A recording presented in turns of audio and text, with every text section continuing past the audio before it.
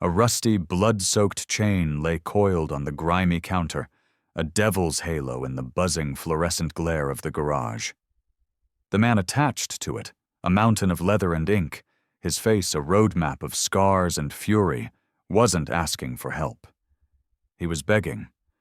His daughter was bleeding out on an operating table across town, and his bike, his only way to get to her, was dead. Every grease-stained mechanic in that shithole on Forge Avenue in Cleveland looked away, their backs a wall of cowardice and contempt. All except one. 22-year-old Maya Sanchez, the girl they called Taco Bell when they thought she couldn't hear, the only woman in a 10-block radius who could rebuild a transmission blindfolded, stepped forward. That single act of human decency cost her everything. Her job, her security, her last shred of hope. But what none of those bastards knew, what her pig of a boss couldn't possibly imagine, was that the tattooed devil bleeding on his floor wasn't just some biker trash. He was the brother of the man who owned the entire goddamn company. And from that moment on, everything was about to burn to the goddamn ground. Before we dive into this gutter and pull out the gold, tell me where you're watching from in the comments below. What city are you in? And hit that subscribe button right now because you're not going to want to miss the stories I'm bringing you tomorrow. You think this is intense? We're just getting started. It was another frozen piss morning on Forge Avenue in the industrial gut of Cleveland.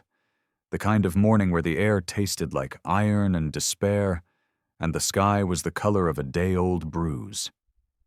The symphony of the city was a relentless clang of machinery from the nearby steel mills, the groan of freight trains on rusted tracks, and the angry hiss of salt trucks spraying the icy streets. Inside Apex Automotive, the air was a thick cocktail of gasoline, burnt rubber, and the cheap, scorched coffee that was the only warmth to be found. Fluorescent lights hummed a weary tune over a graveyard of half-disassembled vehicles and toolboxes plastered with faded, peeling stickers of pin-up girls. Laughter, sharp and cruel, echoed from a corner where a group of mechanics were gathered. But under the chassis of a wrecked Ford F-150, Maya Sanchez was already slick with sweat and grease, the cold of the concrete floor seeping into her bones. She had no time for their bullshit. She was here for one reason: to work until her hands bled if she had to. Maya was the youngest mechanic on the floor, the only woman, and she felt the weight of their judgment in every glance, every smirk, every deliberate exclusion. They didn't call her by her name. To them, she was Chica. "Hey, Chica, get me the 10 mil. Chica, you missed a spot under the fender. Chica, go clean the sludge trap. That's a girl's job, right?" She wore the name like a suit of armor forged in acid. It burned every time, but she never let them see her flinch. Her navy blue coveralls, 2 sizes too big, were stained a permanent dark gray over the knees and across the chest, the name Sanchez stitched in faded red thread over her heart. Her black hair was pulled back in a severe, tight braid, with loose, rebellious strands sticking to her temples, glued there by sweat and grime. She gritted her teeth, leveraging all her weight into a wrench that refused to budge. She wasn't just fixing a truck. She was fighting for her right to exist in a world that was determined to erase her. "Hey, Chica!" It was Marco, one of the older techs, his gut hanging over his belt, a cigarette dangling from his lips. He bellowed from across the garage floor. "You done dreaming under there? The boys and I are taking bets on whether you can actually get that bolt loose before your little arms snap." The others cackled, a chorus of hyenas. Another voice, slick with venom, added, "Leave her alone, Marco. She's probably praying to a saint to come down and do it for her." More laughter. Maya slid out from under the truck, her movements slow and deliberate. Her back ached, her knuckles were raw, and her palms were black. She didn't rise to the bait. She never did. Answering them would be a sign of weakness, an admission that their words found their mark. She walked silently to the main toolbox, grabbed a breaker bar, and returned to the truck without making eye contact. The men smirked, their victory declared in her silence. She slid back underneath the cold steel frame. Inside, a firestorm of rage and frustration was building, but on the outside, she was granite. It was the same goddamn story, day in and day out. Her manager, Frank Donovan, a man whose face seemed permanently twisted in a sneer, only ever saw her when she made a mistake. He never materialized when she finished a complex engine rebuild 2 hours ahead of schedule. He never offered a word of praise when a customer called back to compliment her work. But let her misread a pressure gauge by a single PSI. Let one screw be less than perfectly torqued, and his voice would slice across the garage like a razor. "Sanchez, you call this finished? My grandmother could do a better job with a butter knife." He'd yell it in front of everyone, making sure the humiliation was as much a part of her job as the grease under her nails. She learned to be a ghost, to move silently, to work relentlessly, to be invisible until the job was done. But that didn't mean she didn't feel it. It didn't mean she didn't lie awake at night, the sting of their words replaying in her mind, fueling a dream that felt more impossible with each passing day. Maya dreamed of her own garage. "Sanchez and Sons," the sign would read, painted in bold, proud letters. A clean shop. A place where skill mattered more than gender or skin color. A place where women like her could come and work and be judged only by the quality of their hands. But for now, this was her reality. Frostbitten mornings, endless double shifts, the constant, grinding disrespect. Her father was on disability after a fall at the mill, and her mother worked 2 cleaning jobs, her hands swollen and chapped. The stack of bills on their small kitchen table was a mountain that never shrank. Maya had no choice. She had to show up. She had to turn the wrench. She had to swallow the poison and pretend it was water. Her life, her family's life, depended on it. The garage operated around her in a haze of lazy masculinity. 2 mechanics were scrolling through their phones, laughing at some stupid video. Someone was arguing loudly about a football game from the weekend. The radio, crackling through a cheap speaker, blasted classic rock. The whole place moved like a rusted, dying machine, still turning but leaking oil and spewing fumes. And in the middle of it all, Maya created her own rhythm. Focused, precise, relentless. Every perfectly torqued bolt was a silent, "fuck you." Every purring engine she brought back to life was a testament to her belonging, a truth she knew in her bones even if they would never admit it. But she wasn't naive. In this place, belonging wasn't earned through skill. It was a birthright of the boys' club. And she was not, and never would be, a member. Another mechanic, a young guy named Kevin who should have known better, swaggered past her bay. "Working hard or hardly working, Chica?" he muttered, just loud enough for the others to hear and snicker. Maya didn't look up. She kept her eyes on the axle she was seating, listening for the solid, satisfying click that told her it was home. She set down her mallet, wiped her forehead with the back of a greasy sleeve, and exhaled a cloud of white into the frigid air. She wasn't just working. She was waging a war. Outside the garage doors, the city roared on. Taxis honked, trucks rumbled, and pedestrians hurried past, their heads bowed against the brutal wind. The weak winter sun struggled to pierce the grime on the windows, casting long, distorted shadows into the shop. The light barely touched Maya's bay, but it was enough to catch the defiant glint in her dark eyes. She had tuned out their jokes, their music, their existence. All she could hear was the voice in her own head, a steady, unyielding drumbeat. "Keep going. Don't let the bastards win. Keep pushing." The massive steel garage door groaned open, its screech barely audible over the scream of an impact wrench. but something about the way the frozen air blasted inside made every head in the place turn, just for a second, before quickly snapping away again. A man filled the doorway, his sheer size blocking the weak morning light. He was a beast wrapped in cracked, road-worn leather, his shoulders as wide as the truck Maya was working on. The fluorescent lights caught the patch on the back of his vest, a snarling wolf's head, encircled by the words, Iron Wraiths MC. That one detail was enough to suck the air out of the room. Idle conversations died. The laughter choked in the mechanics' throats. The few customers in the pathetic waiting area went rigid, their eyes wide with a mixture of fear and morbid curiosity. This wasn't a customer. This was trouble-made flesh. His chest heaved, his breathing ragged and harsh. He stomped toward the front counter, his heavy boots echoing on the oil-stained concrete. There was a dark, wet stain spreading across the side of his leather jacket, and another on his thigh. Blood. Fresh blood. "Please," he rasped, his voice a raw, broken thing. He slammed a bloody gloved hand on the counter, leaving a smear. "I need help. My bike. It's dead. My little girl, she's at Metro Health. There was a crash, a goddamn semi. They said, internal bleeding. They're taking her into surgery right now." His words were a desperate, chaotic flood, each one cracked with a panic so raw it was terrifying.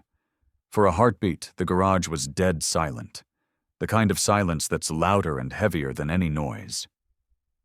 Then Kim, the receptionist, a woman who seemed to subsist on apathy and cheap perfume, leaned back in her chair. She didn't even look at the blood. She just tapped her long, acrylic nails on her desk, her gaze locked on her phone. "Fill out a form and take a seat," she said, her voice as flat and dead as the winter sky. "We'll get to you when we get to you." The biker shook his massive head, his eyes wild. He leaned further over the counter, his frame trembling. "You don't understand. I don't have time for a goddamn form. I just need a jump, a look, anything. I'll pay you triple. I'll pay you whatever you want. Please. My daughter's name is Lily." Kim didn't look up. "Everybody's got a story, pal," she snapped, her gum cracking like a tiny gunshot.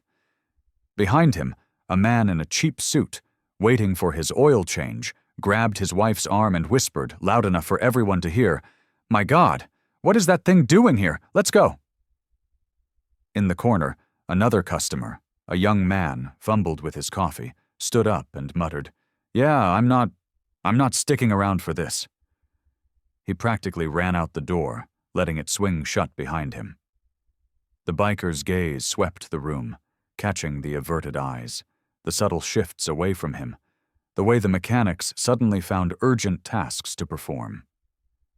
He knew that look. He'd been on the receiving end of it his entire life. It was the look that judged the leather, the patch, the ink that crawled up his neck long before it ever registered the humanity in his eyes. He dragged a hand down his face, his fingers shaking, and let out a guttural sound somewhere between a sob and a curse.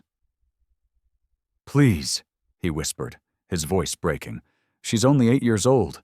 I can't miss this." That's when the laughter started. Marco, the old-timer, let out a barking laugh from across the floor. "Should have called a goddamn taxi, tough guy," he sneered. Another one chimed in. "Yeah, your scary biker costume don't let you cut the line here, buddy." The words were like stones, and the biker flinched, stepping back from the counter. His shoulders, which had seemed so broad and intimidating moments before, now slumped under the invisible weight of their collective scorn. He pulled out his phone, his thumb hovering over the screen, ready to give up, ready to accept that he had walked into a place with no mercy to spare. His jaw was clenched, his eyes burning, not with rage, but with a despair so profound it was almost tangible. He wasn't a monster looking for a fight. He was a father looking for a lifeline. And they were all watching him drown. Maya saw it all from under the truck. She had heard every word, felt the room's atmosphere curdle around him.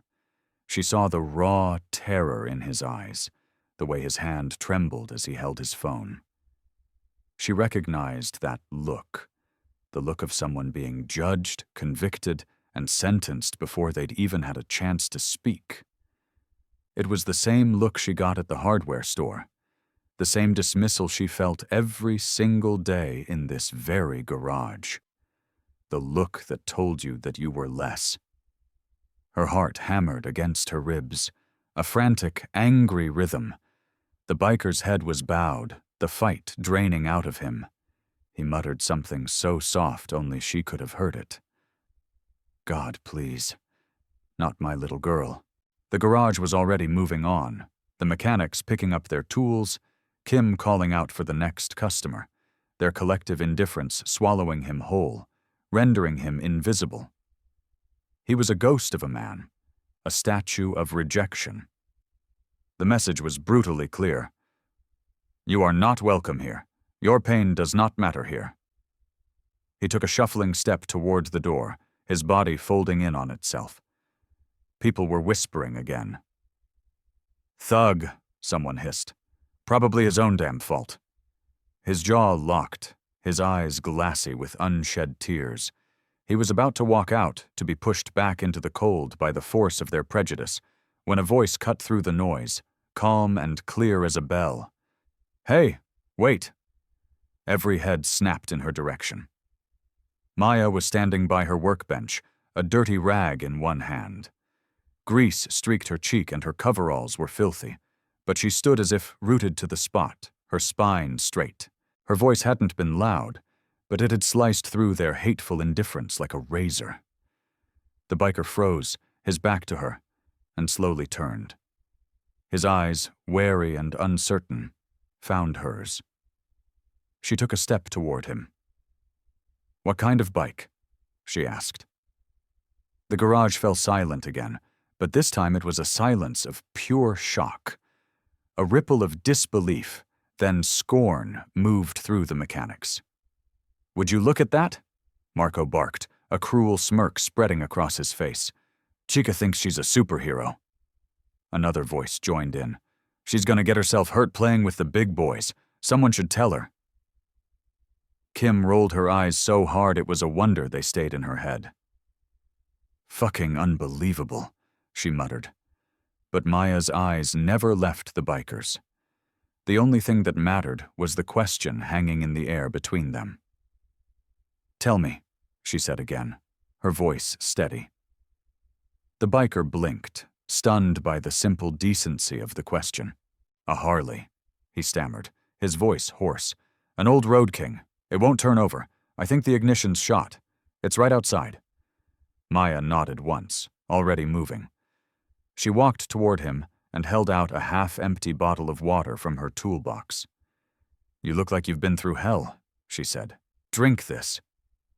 He stared at the bottle, then at her, his expression a mixture of confusion and profound gratitude. He took it, his hand shaking so badly that water sloshed onto the floor. Thanks, he whispered. My kid. They said there isn't much time.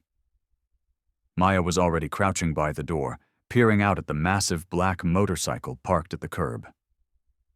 Could just be a loose wire, she said, her mind already working. 5, 10 minutes maybe. I can take a look. 10 minutes? He breathed, a desperate flicker of hope igniting in his eyes. I'll take 10 minutes. Behind them, a voice dripped with malicious warning.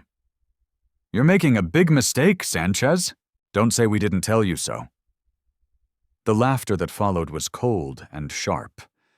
Maya didn't even look back. She didn't acknowledge them. She reached into her personal toolbox, grabbed a multimeter and a few essential tools, and walked toward the door without asking for permission, without waiting for approval. Her heart was a jackhammer in her chest, but her hands were rock steady. She wasn't helping him out of pity. She was helping him because she knew exactly what it felt like to be screaming on the inside, while the world pretended you were silent. The biker followed her, his eyes still darting around the garage, as if expecting someone to tackle him, to throw him out.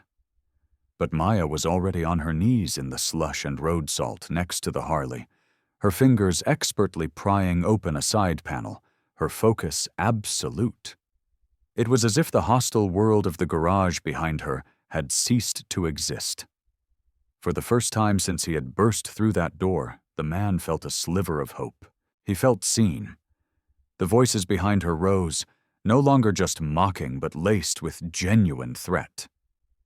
Marco, the old-timer who'd been at Apex since before she was born, stepped forward, his face dark. "Sanchez, I'm telling you for your own good. Get away from that bike. You don't get involved with clubs like the Iron Wraiths. There are rules in this world, and you don't touch a customer's vehicle without a work order signed by Donovan." He crossed his beefy arms, trying to use his years of authority to crush her. Another mechanic chimed in, his voice nervous. "He's right, Maya. Don't be a damn fool. These guys are nothing but trouble. You help him, and his problems become your problems. Walk away now." What do you think? Should she walk away? Is it ever worth risking your entire livelihood for a complete stranger? Let me know what you would do in this situation in the comments. I read every single one. Maya didn't look back. Her hands were a blur, tracing wires, testing connections, every part of her locked onto the machine. She heard their warnings, but the frantic ticking of the clock in her own head was louder. "You're gonna get canned, Chica," another voice sneered. "Donovan finds out you went off book for this piece of trash. You're done. We warned you." The laughter that followed was shaky. Underneath their bluster, they were afraid. Afraid of the patch. Afraid of the reputation. Afraid of the violence that name represented outside the safe, greasy walls of the garage. The biker stood a few feet behind her, a statue of conflict. He wanted to tell her to stop, to save herself from the trouble he had brought to her door. He knew what that patch did to people. He knew the doors it slammed shut, the venom it drew. He didn't want her to take a bullet that was meant for him. "You don't have to do this," he said, his voice a low rumble of anguish.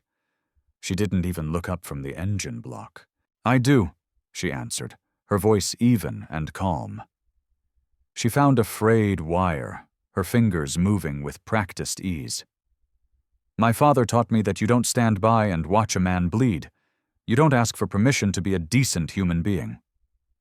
The words hung in the frigid air, silencing the shop for a long, pregnant moment. Marco scoffed, shaking his head in disgust. "Being decent don't pay the rent, kid. This isn't church. This is a business. You follow the rules or you get the hell out." Maya finally paused, straightening up just enough to meet his eyes over her shoulder. Her expression was a mask of cold resolve.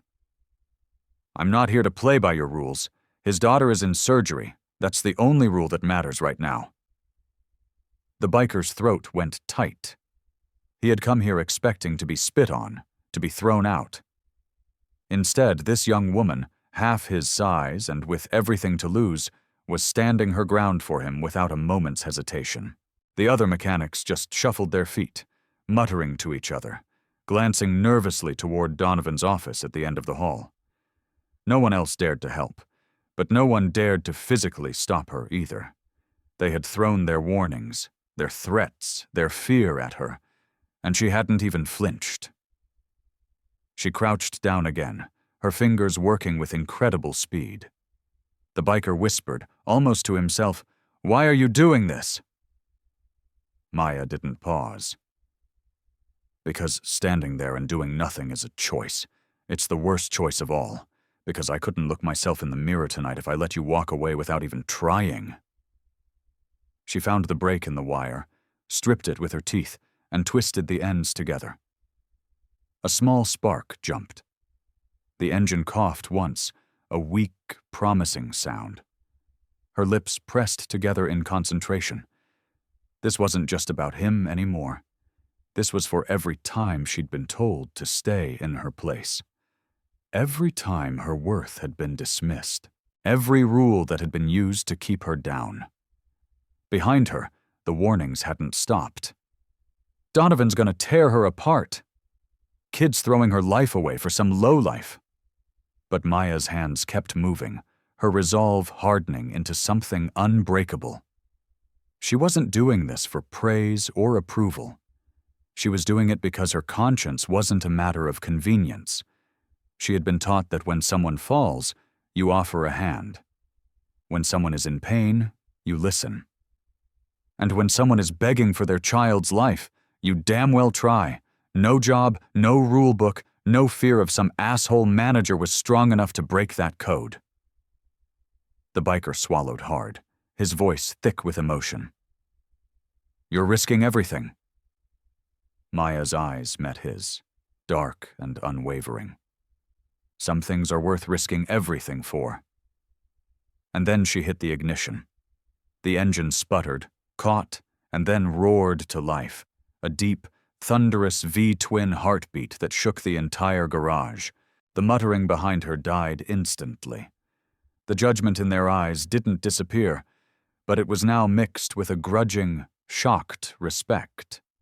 She had crossed a line, and she knew with terrifying certainty there was no going back. She stood up, wiped her greasy hands on the back of her coveralls, and spoke without looking at any of them. You can all call it stupid. I call it being human. The air went thick and heavy a split second before the door to the back office flew open and slammed against the wall.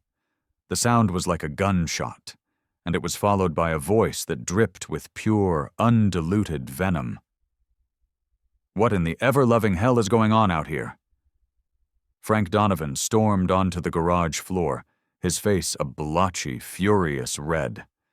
He was a man whose small authority was his entire world, and the roar of that unsanctioned engine was a personal declaration of war. He shoved past a mechanic, his eyes zeroed in on Maya standing next to the thrumming Harley. Sanchez! He spat her name like it was poison. What the hell do you think you're doing? Every sound in the garage ceased. Every wrench was stilled. Every conversation died. It was the dead, charged silence that precedes an explosion. Maya stood her ground, rag still clutched in her hand. Her jaw was tight, but her eyes were steady. Her heart was a trapped bird beating against her ribs, but her voice didn't waver. I'm helping him, sir. His bike wouldn't start. Donovan let out a bark of a laugh, a sound utterly devoid of humor. Helping him? You don't touch a goddamn thing in my shop without a work order. You know the procedure. You know the chain of command. Who the hell authorized this? He jabbed a sausage-like finger toward the biker, whose face was a mask of hope and dread. This piece of shit doesn't get special treatment. This isn't a customer. This is a goddamn problem walking through my door. The biker's jaw clenched, the insult landing like a punch to the gut. He opened his mouth to speak, but Donovan cut him off with a vicious sneer. Oh, save it. I know your type. All leather and ink and respect me or else. You walk in here looking to intimidate people, thinking your little costume should make everyone drop what they're doing for you. Not in my garage, not on my watch, not for some goddamn biker trash. A low murmur went through the other mechanics. A few of them smirked, enjoying the show. Others looked down, too cowardly to meet anyone's eyes. Maya's voice cut through the tension, sharp and cold. He's not trash. He's a father trying to get to his sick daughter at the hospital. He's not asking for special treatment. He's asking for 5 minutes of basic human decency. Donovan spun on her, his eyes narrowed to slits, his lip curled back from his teeth. And you think you're the one to give it? You think you know better than me? You're a rookie, Sanchez. A little girl playing in a man's world. You do what you're told. That's the only reason you still have a job here, and you're gonna throw it all away for him?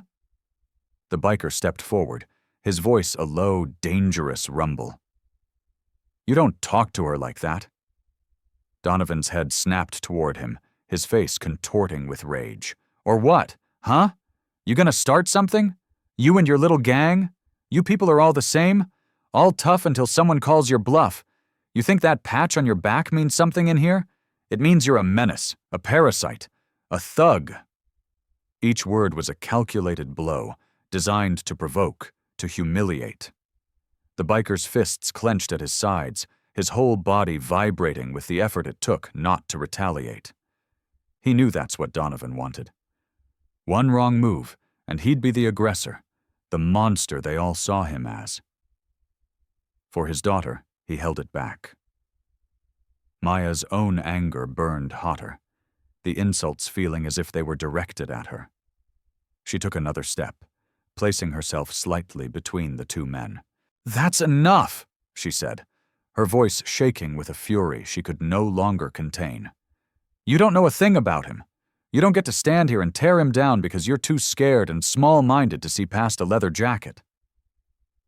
Donovan got right in her face, so close she could smell the stale coffee on his breath. His voice dropped to a hiss, loaded with every ounce of his prejudice. "You watch your mouth. You think defending him makes you some kind of hero? It makes you a fool. You're nothing in this shop, Sanchez.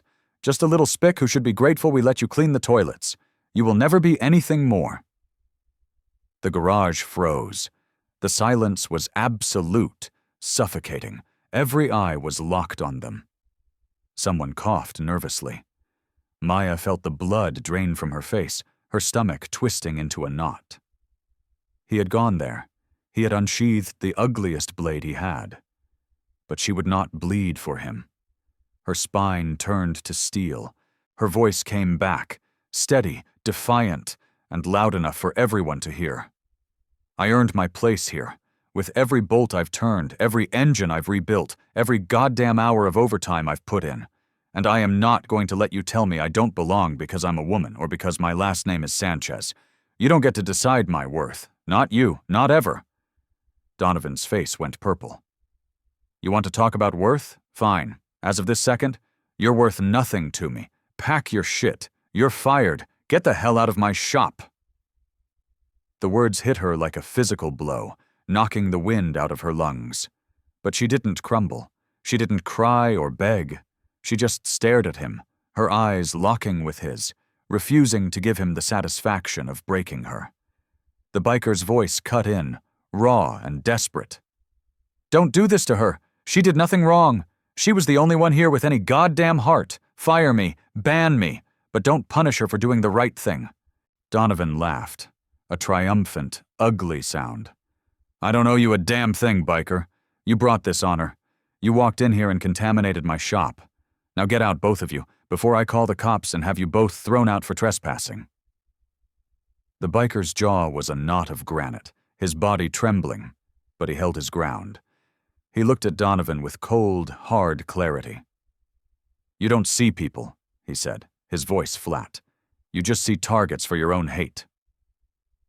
"Spare me the Hallmark card bullshit," Donovan sneered, turning his back on them and storming toward his office. The other mechanics just stood there, statues of inaction. Their fear of Donovan was stronger than any loyalty, any sense of justice. Maya's voice followed him, quiet but unbreakable. "You're wrong," she said, not just to him, but to the whole silent, watching room. "You're wrong about him. You're wrong about me. And you're wrong about everything. And one day, you're going to regret this." Donovan paused at his office door and turned, a final, parting shot on his lips. "Get out, Sanchez. You and your pet project. You're finished in this city. I'll make sure you never turn a wrench professionally again." Maya held his hateful gaze for one last second. The sting was real, the fear was real, but underneath it, something colder and stronger was taking root. It was the certainty of her choice. She turned away from him, wiping her hands on her coveralls, her voice low but clear. "I can live with losing this job. I couldn't live with being the kind of person who would have let him leave alone." The biker looked at her, his eyes filled with a storm of emotions. Gratitude, guilt, awe. She just gave him a single, small shake of her head. He reached out and briefly gripped her shoulder, a silent, powerful gesture of solidarity. The garage was still frozen. No one spoke. No one moved to defend her. No one offered a word of sympathy. The moment was over. She had been cast out. The biker had been branded. And the machine of Apex Automotive, after a brief, violent shudder, returned to its grimy, rusted rhythm, as if she had never been there at all. But for Maya, and for the man whose name she still didn't know, it wasn't over. It was the beginning of everything. The biker stood there for a moment after Donovan had slammed his office door, the engine of the Harley still rumbling a low, defiant thunder in the sudden quiet. His hands were clenched into fists so tight his knuckles were white, but the fight had been drained out of him, replaced by a cold, heavy shame. His eyes found Maya, who was slowly, methodically beginning to gather the few personal tools from her workbench. "I'm sorry," he said, the words sounding like they were being dragged over broken glass. "I never should have. I didn't mean for any of this. To cost you your job." His voice cracked, thick with a guilt that was suffocating. Maya paused, her back still to him, her shoulders were rigid, but when she finally turned, her expression wasn't angry or resentful. It was weary, but it was clear. "Don't be," she said, her voice steady. "This wasn't your fault. You came in here needing help. What happened after that? That's on him. It's on all of them, not you." His jaw worked, his gaze dropping to the greasy concrete floor. "But I brought it to you. I walked in, and they saw the jacket, the patch, and they made up their minds. And then you stepped in front of me." He let out a bitter, humorless laugh. "I've been dealing with that shit my whole life, but you shouldn't have to." Maya let the silence hang between them, letting his words settle. "I've been dealing with my own version of it my whole life, too," she said finally, her voice low but firm. "I knew what I was doing. I knew there would be a price. Maybe I didn't think it would be this exactly, but I knew. And I would do it again. Because that's how I was raised. You don't turn your back. You just don't." He looked at her then. Truly looked at her, as if trying to understand the source of her strength. He had expected her to be furious, to be crying, to regret her decision. Instead, he found a conviction that seemed forged in fire. His throat felt tight. "You remind me of my daughter," he said, his voice dropping to a near whisper. "Lily. She's only 8, but she's got the heart of a lion. Stubborn as hell, always standing up for the other kids, even if it gets her in trouble." He paused, the pain flickering across his face. "She's lying in a hospital bed, and the only thing I could think about was getting to her. When they all looked at me like I was a piece of garbage for a second, I thought I had failed her already. And then you—" He couldn't finish the sentence, swallowing hard against the emotion that threatened to overwhelm him. Maya's heart ached with a sharp, empathetic pain. She thought of her own father, his quiet dignity in the face of his disability. She thought of her mother, working until she was bone-tired without a word of complaint. She thought of every time she'd been made to feel small, and how easy it would have been to start believing it. She met his eyes. "You're not garbage," she said quietly. "You're a father who loves his daughter. That's all I saw. That's all that mattered." For a second, the big, intimidating biker looked like he might break. He had been called 1,000 names in his life. Thug, monster, criminal. He couldn't remember the last time someone had simply seen the man underneath. His voice was broken when he finally spoke. "Thank you." Maya shook her head, a faint, sad smile touching her lips. "Don't thank me. I did it because it was the right thing to do. Because if my dad was lying in a hospital bed, I would hope to God someone would do the same for me. He nodded slowly, the words seeming to land somewhere deep inside him.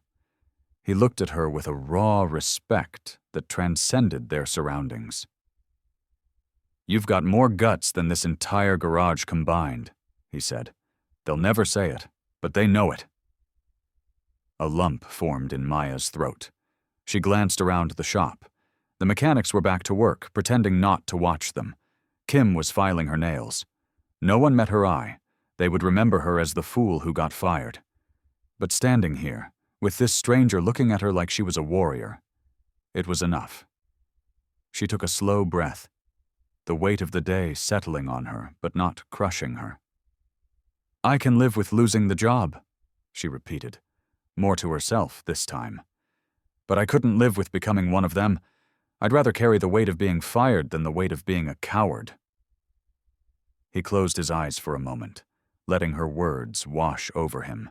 When he opened them again, the panic was gone, replaced by a cold, clear focus. He held out his hand, the leather of his glove worn smooth, the knuckles scarred. She looked at it, then at him, and took it without hesitation. The handshake was firm, brief, but it was a contract. "You're a good person," he said, his voice thick with a reverence that startled her. "Don't ever let assholes like them make you forget that." She held his gaze, her grip solid, her own voice finding its strength. "And you're not the monster they see. Don't you let them make you forget that either." They stood like that for a beat longer, two outcasts bound by a moment of shared humanity. When they let go, something in the room had irrevocably shifted. He turned toward the door, then paused and looked back at her. "I'm gonna make it," he said, his voice low and grateful. "Because of you, I'll get to her in time." Maya just nodded once. "Go," she said. "She needs her dad." With that, he was gone, pushing through the doors into the biting Cleveland wind. The roar of his Harley echoed down Forge Avenue, a sound of freedom and fury, until it was swallowed by the city. Maya stood alone in the silence, her hands still smelling of oil and steel, her heart steady in the quiet, certain knowledge that she had chosen her humanity over her security. And for the first time in a very long time, she didn't feel small. She felt powerful. Maya walked home through the early twilight, the wind a physical force that pushed against her, trying to steal the breath from her lungs. The sky was a bruised purple, and the streetlights of her neighborhood flickered on, casting a sickly orange glow on the icy sidewalks. Her duffel bag, containing the few tools she owned, felt like it was filled with lead. She let herself into the small apartment, the familiar smell of her mother's cooking doing little to soothe the coiled knot of dread in her stomach. She dropped her bag by the door. The thud echoed the finality of the day. How was she going to tell them? How was she going to explain that she had thrown away the one steady paycheck they had, all for a stranger? She sat on the edge of the worn-out couch, her head in her hands, and let the exhaustion roll over her in a suffocating wave. She could still hear Donovan's hateful words, see the smirks on the faces of her co-workers. And yet, underneath the shame and the fear, a small, defiant ember of pride began to glow. She hadn't backed down. She hadn't broken. She had chosen. The night was a restless blur. By morning, a grim resolve had settled in. She would go back. Not to beg, not to fight, but to collect the rest of her tools from her locker. She deserved that much. A clean break. She took the bus back to Forge Avenue, the city outside the grimy window a landscape of gray and steel. The garage looked exactly the same, a monument to the misery she had just escaped. As she approached the front door, her steps slowed. This was it. The final goodbye. But when she reached the entrance, she froze. Parked at the curb, where the Harley had been just the day before, sat a gleaming black town car, the kind that looked alien in this part of the city. A man in a dark suit stood beside it, his posture rigid.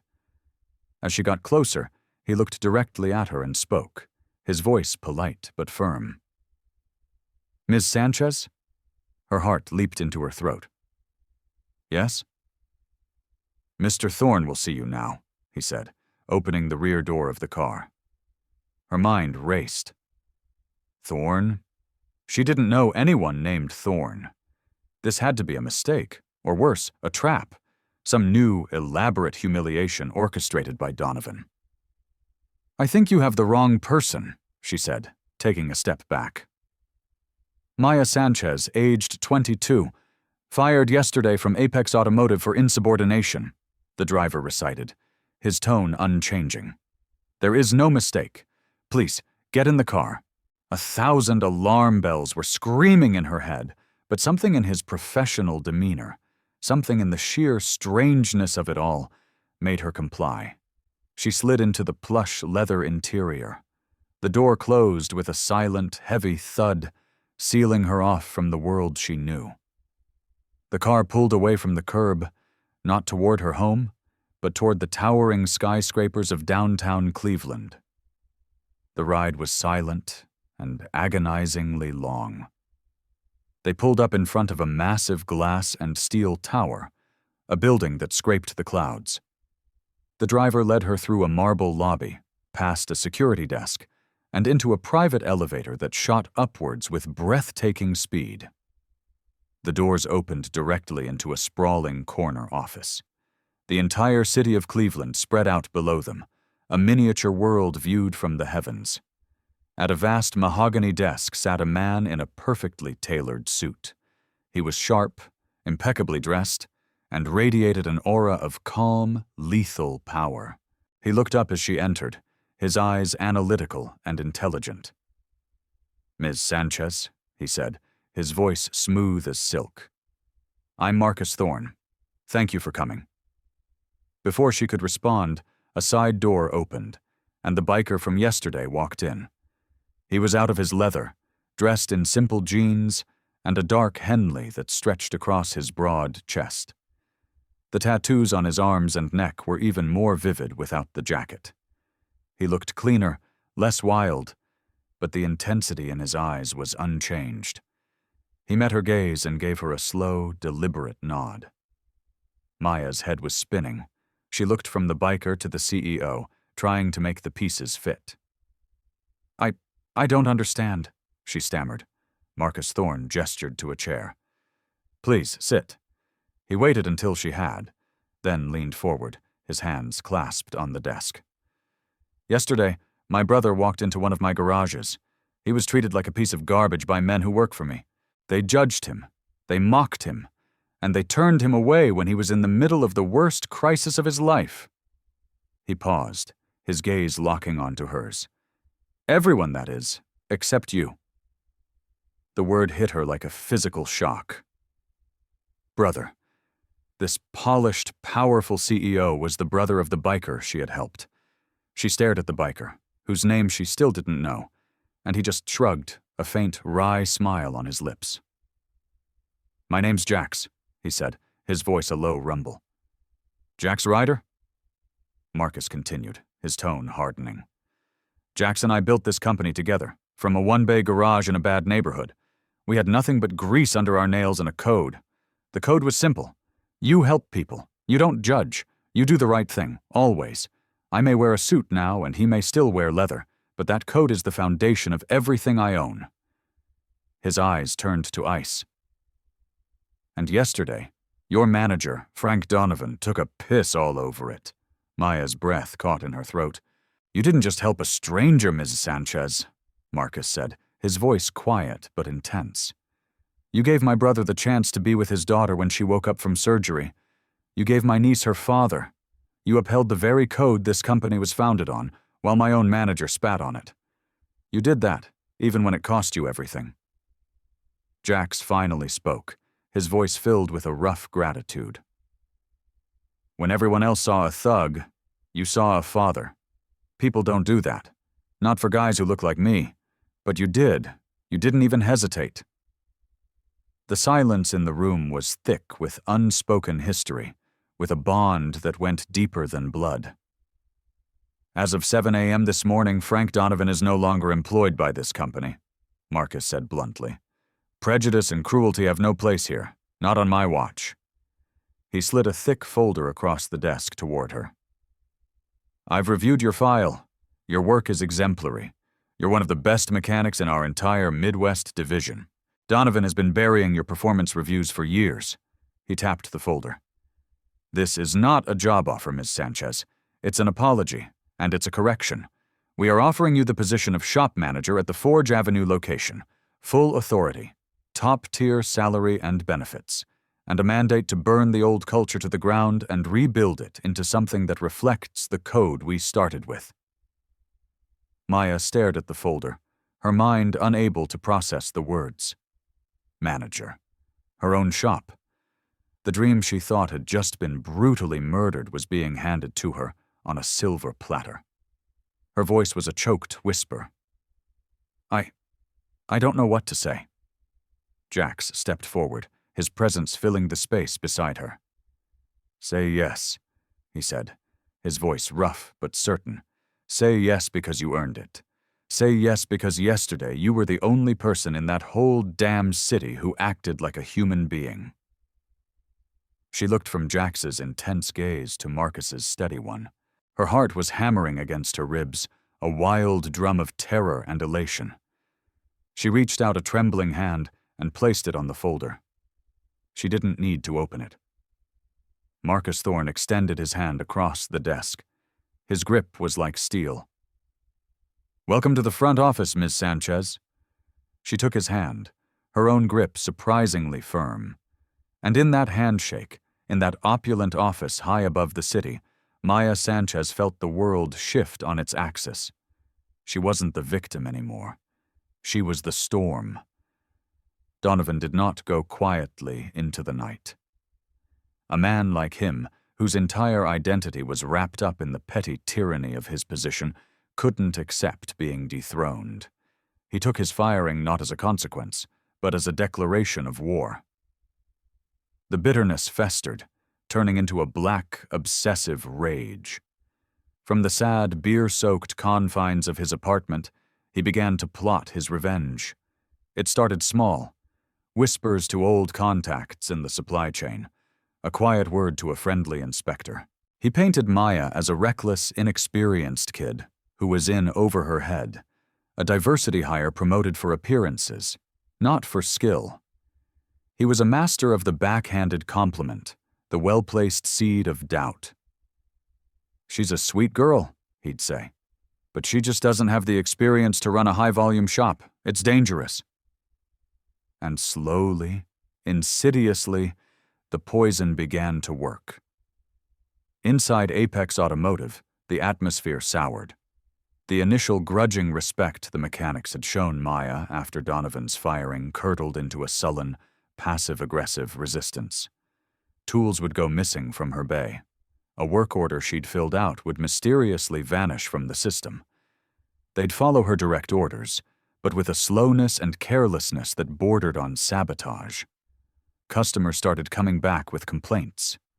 A man whose car she had personally serviced a week prior returned, furious, claiming his brakes felt mushy. When she inspected the vehicle, she found the brake line had been expertly nicked, a tiny, almost invisible cut that would cause a slow, dangerous leak over time. It was a wound that could only have been inflicted by a professional. She knew, with a sickening certainty, that one of her own mechanics had done it. But she couldn't prove a thing.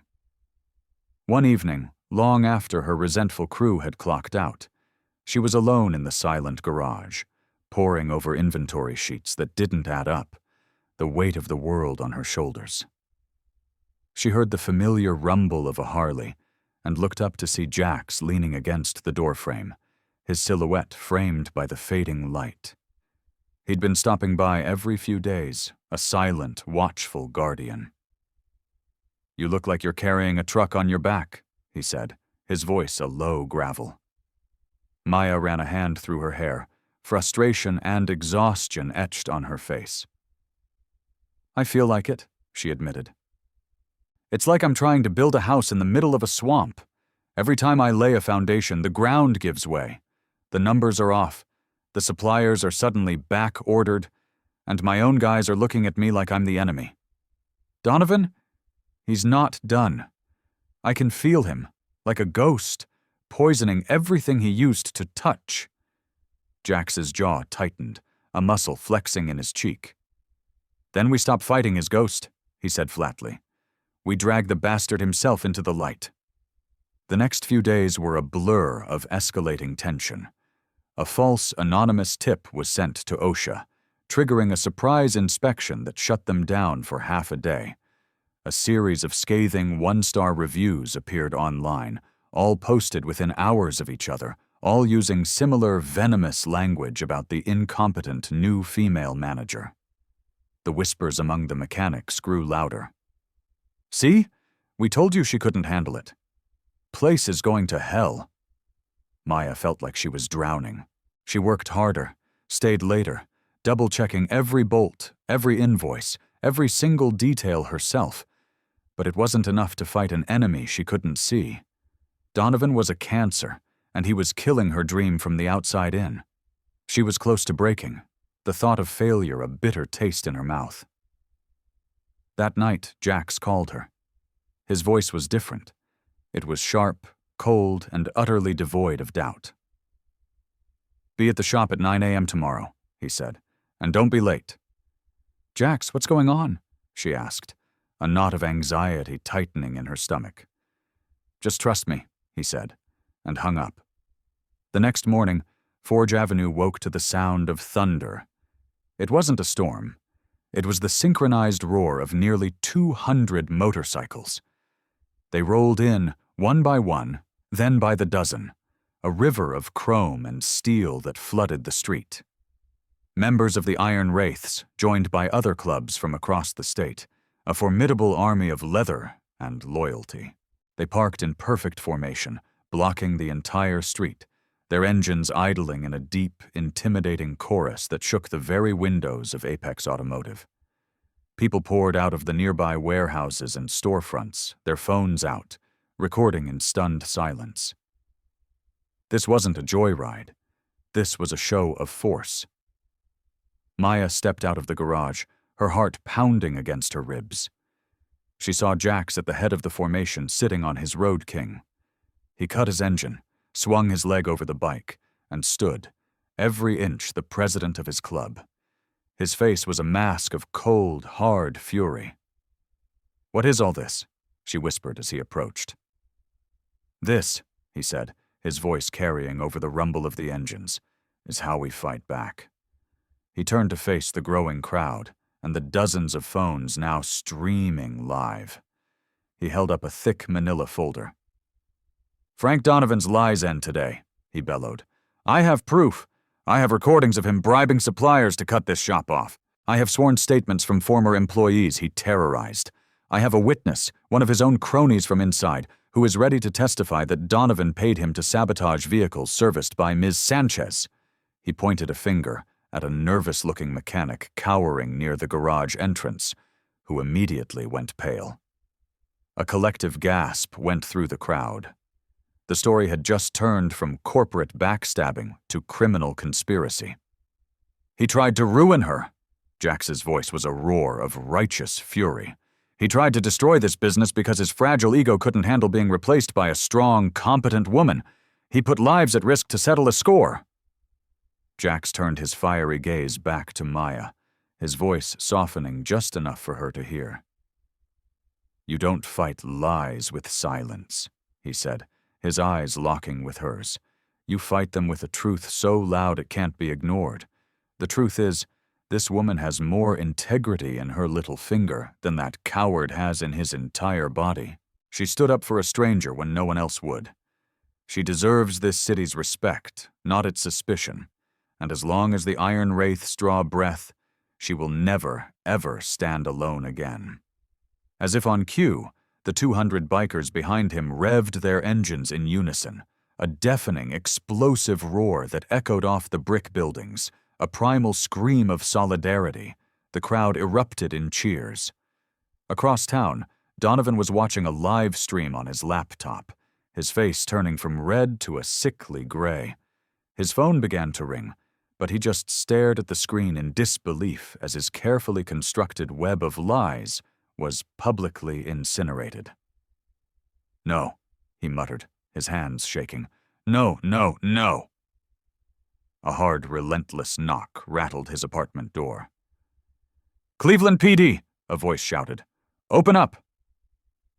Donovan scrambled back from the door, his eyes wide with panic. The knock came again, louder this time, followed by the splintering crack of wood as the door was forced open. Back on Forge Avenue, amid the thunder of engines and the cheers of the crowd, Maya stood beside Jax, tears streaming unchecked down her face. She looked at the army of men who had come to stand with her, at the stranger who had become her staunchest ally, and felt the last of her fear burn away, replaced by a strength she never knew she possessed. The ground beneath her feet was solid again. She wasn't just surviving anymore, she was fighting back. And this time she had an army at her back. The roar on Forge Avenue was more than just noise. It was a verdict being delivered by 200 engines. It was a raw, primal declaration that the truth had arrived, and it was loud, and it was angry. The sea of bystanders, their phones held high like torches, became a de facto jury, broadcasting the trial of Frank Donovan across the city in real time. Hashtags were already trending. Court stand with Sanchez, Humboch, Forgave justice. At the epicenter of it all, Maya stood, grease still smudged on her cheek like war paint, her eyes wide as she watched the scene unfold. Jax held the folder aloft, a weapon forged from paper and proof. "This is the evidence," he yelled, shaking it for the cameras. "Every text, every recorded call, every dirty deal Donovan made to frame her and ruin this shop. It all leads back to him." He pointed a thick, tattooed finger towards the garage. He thought he could get away with it because he thought nobody would fight for her. He thought you'd all believe his lies because it's easier to tear down a woman, a minority, who dares to take a position of power. The words hit the crowd like a shockwave. On the sidewalk, a customer who had complained just days before had the decency to look ashamed, his eyes dropping to his shoes. The truth, when it's this raw and undeniable, has a way of forcing introspection. Jax's voice cracked with emotion as he continued. "This woman, she put her job, her entire future on the line for me. A man she didn't know. A man all of you." He swept his arm to indicate the garage. "Judged and dismissed in a heartbeat. She saw a father, terrified for his little girl. And because of her courage, I got to hold my daughter's hand when she woke up. I got to tell her I loved her." He paused, his voice dropping, becoming thick and raw. "You tell me what that's worth. You put a price on that." Maya swallowed against the tight knot in her throat, the tears finally winning. But she didn't try to hide them. She stood tall, letting them fall. Suddenly, a single police cruiser rolled quietly through the parted sea of motorcycles, its lights flashing silently. The crowd murmured, phones swinging to capture the new development. 2 officers got out. They didn't approach Jax or the bikers. They walked with grim purpose straight into the garage, heading for the back offices. A moment later they emerged, with Frank Donovan held firmly between them, his hands cuffed behind his back. Donovan, his face a mask of purple rage and disbelief, started screaming. "It's a setup! She's lying! They're all lying! You can't do this!" But his protests were drowned out by the eruption from the crowd. A chorus of jeers and shouts of "liar" and "racist" followed him as he was shoved, still struggling, into the back of the cruiser. Maya watched, her heart a frantic drum against her ribs. She had hoped for justice, but she had never imagined it would be so swift, so public, so absolute. She felt the ground solidifying under her feet, the swamp of lies and sabotage draining away, leaving behind firm, unshakable ground. Jax stepped closer, placing a hand gently on her shoulder. His voice was a low rumble, meant only for her. "It's over," he said. "He can't hurt you anymore." She nodded, unable to speak, her chest swelling with a feeling so immense it had no name. It was relief. It was vindication. It was a profound, bone-deep gratitude. But it was heavier than that, too, because victory doesn't erase the wounds of the battle. One by one, the bikers began to shut off their engines, the sudden silence almost more shocking than the noise had been. The crowd broke into spontaneous applause, the sound filling the void. A local news reporter pushed her way through the throng, shoving a microphone in Maya's face. "Ms. Sanchez, how does it feel to have your name cleared in front of the entire city?" Maya blinked into the camera lens, the tears still wet on her cheeks. She found her voice, and it was soft, but it was clear and steady. "It was never just about my name," she said, the words coming straight from her soul. "It's about doing the right thing, especially when it's the hardest thing. It's about seeing the human being in front of you, not the label. That's all that ever matters." Her words rippled through the crowd, captured on 100 devices, destined to become the soundbite that would define the story. In that moment, Maya realized she wasn't just a mechanic anymore. She had become a symbol. The bikers started to disperse, their engines rumbling back to life in a staggered, rolling thunder. The street began to clear. Jax lingered, his eyes on her, the hard fury on his face replaced by something softer. "You'll be okay now," he said. "More than okay. They'll respect you now. Not because they were told to, but because you commanded it." "Thank you, Jax," she whispered, her throat tight. "For everything." He shook his head. "You stood up first. I just made sure the world was watching." With a final nod, he mounted his bike and rode off, his tail light disappearing into the fabric of the city. The crowd thinned, the reporters packed up their cameras, and the street slowly returned to normal. When the last of the noise had faded, Maya stood alone on the sidewalk in front of her garage.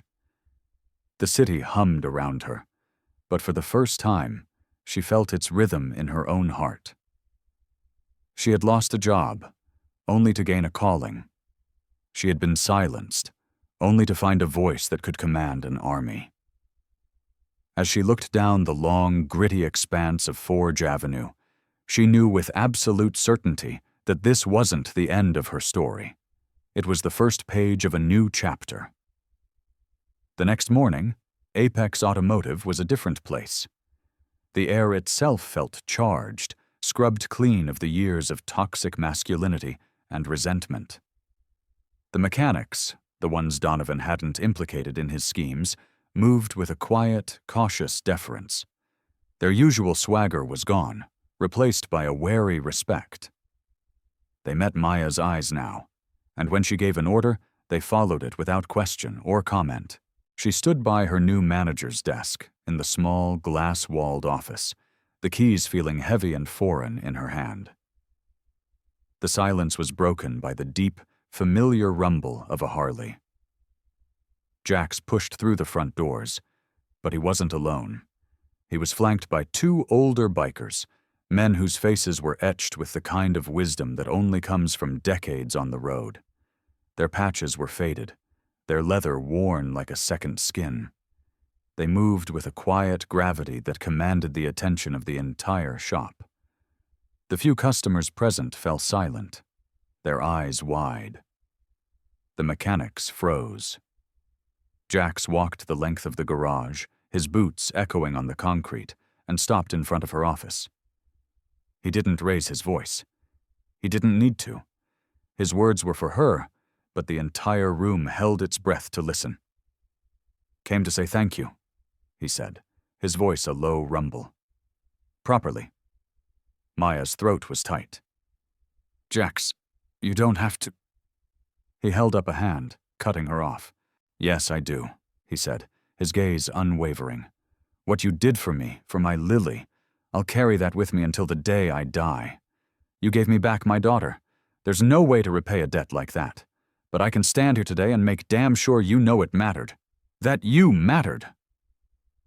His words, spoken with such raw, simple sincerity, landed with more force than any threat or insult ever could. He turned his head slightly, his voice hardening as he addressed the silent, watching mechanics. "She stood alone in this place when every single one of you turned your backs. You saw a patch, and you wrote me off. She saw a father, and she risked everything. That makes her more of a man than any of you will ever be. And from this day forward, you will show her the respect she has earned." The weight of his words was immense, an indictment and a command all in one. Shame flickered across the faces of the men who had once mocked her. Jax turned back to her, his expression softening. "You told me you were just trying to be human. Well, maybe that's the whole point. Maybe that's what a real hero is." A single tear escaped and traced a clean path through the grime on her cheek. She didn't wipe it away. Her voice, when she found it, was steady. "I just did what I thought was right. And that's why you'll never have to stand alone again," he said. "Not as long as we ride." Just then, Marcus Thorne emerged from the back, his expensive suit looking out of place, but his presence undeniable. He stood beside Jax, a portrait of two worlds united. "What my brother says is true," he announced, his CEO's voice ringing with authority. "This garage failed. It failed him, it failed Ms. Sanchez, and it failed the principles this company was built on. That failure ends today." He looked directly at Maya. "You didn't just save a family, Ms. Sanchez. You saved the soul of this company. You reminded me what we're supposed to be about." He then addressed the entire shop. "This is your new manager. Her word is law. Her vision is our future. If any of you have a problem with that, the door is right there. Don't let it hit you on the way out." No one moved. No one spoke. The New World Order had been established. Months passed. The garage on Forge Avenue was transformed. The name on the sign now read, "Apex and Rider Community Garage." Half of the new mechanics Maya hired were women, young apprentices from the neighborhood whom she was personally mentoring. On Saturdays, they hosted a free workshop for local kids, teaching them basic auto repair, giving them skills, and a safe place to be. The Iron Wraiths were a constant presence, not as a threat, but as partners. They helped with the youth program, sponsored events, and their patronage ensured the garage was always busy. The place was no longer just a business. It had become the heart of the community. One crisp autumn afternoon, as the sun set, casting a golden glow over the city, Maya was under the hood of a car, showing a teenage girl how to change a spark plug. The girl's face was smudged with grease, her eyes bright with concentration and pride. Jax leaned against the doorframe, watching them, a rare, genuine smile on his face. He didn't say a word. He didn't have to. Maya met his eyes over the engine block and smiled back. She had walked into this place broken and invisible. She had been called worthless, but she had refused to believe it. By choosing her own humanity, by refusing to back down, she hadn't just gotten her job back. She had built a legacy. She had taken a place of darkness and flooded it with light. What did you take away from Maya's story today? What does it mean to you to stand up when everyone else stays seated? Let me know your thoughts in the comments. Your stories inspire me every day.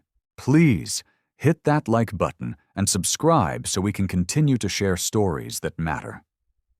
Because as Maya Sanchez proved, sometimes the person with the dirtiest hands has the cleanest soul. Now go out there and don't be afraid to get your hands dirty doing the right thing.